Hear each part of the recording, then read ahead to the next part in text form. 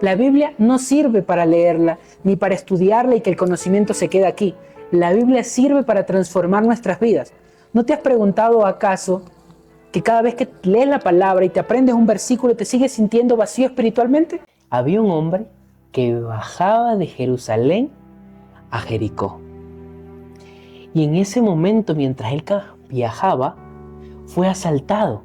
Le quitaron todas sus pertenencias y lo dejaron tirado en el piso.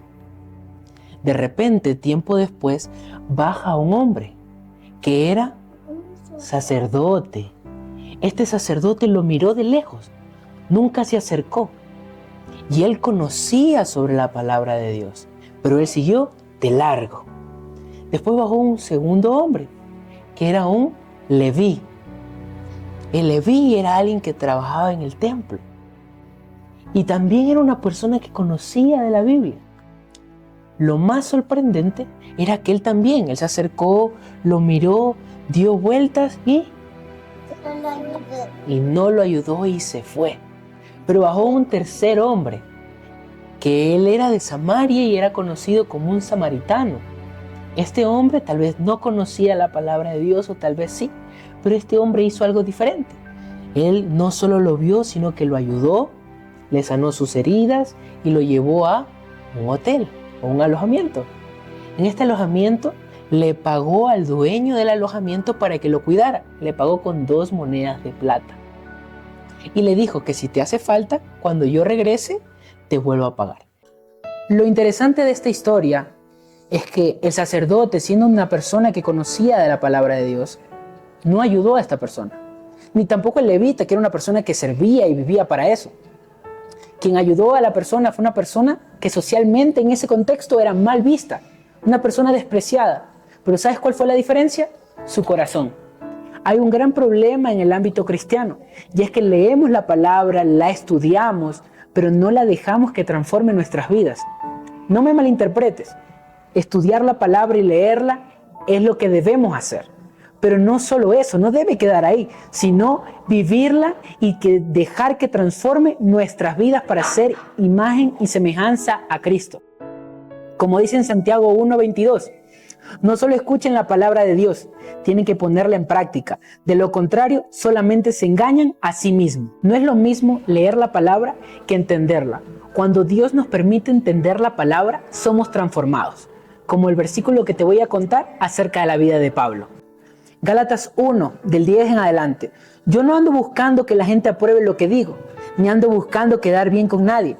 Si así lo hiciera, ya no sería un servidor de Cristo. Para mí lo importante es que Dios me apruebe.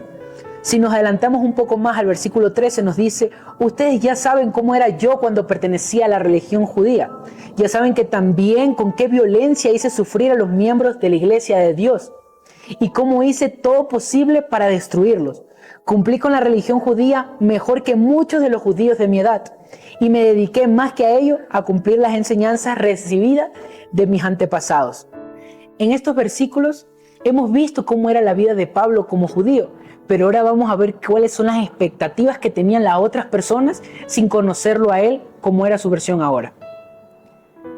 En el versículo 21 dice, después de eso me fui a las regiones de Siria y Cilicia. En ese tiempo las iglesias de Cristo que están en Judea no me conocían personalmente. Solo habían oído decir, ese hombre que antes nos hacía sufrir está ahora anunciando la buena noticia que antes quería destruir.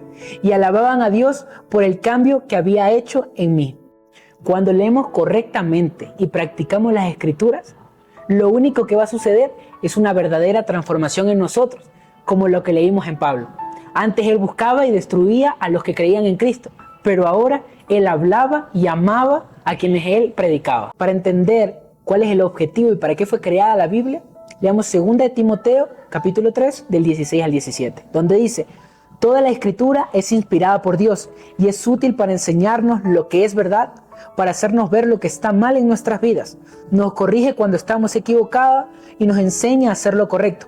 Dios la usa para preparar, capacitar a su pueblo para que haga toda buena obra. Si este mensaje ha tocado tu corazón, compártelo con otra persona que puede estar pasando por lo mismo que tú. Y además de eso, comenta en los comentarios, quiero vivir la palabra. suscríbete, suscríbete.